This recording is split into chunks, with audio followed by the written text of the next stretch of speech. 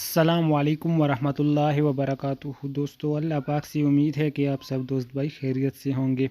دوستو، آج کا وظیفہ ہے رزق میں برکت کے لیے۔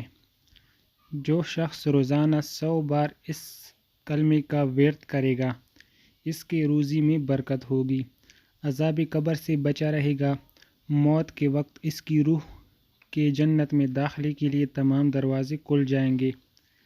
یہ کلمہ روزہ انور صلی اللہ علیہ وآلہ وسلم کی جال مبارک پر بھی لکھا گیا ہے۔ تو کلمہ کیا ہے؟ لا الہ الا اللہ الملک الحق المبین محمد الرسول اللہ صادق الوعد الامین۔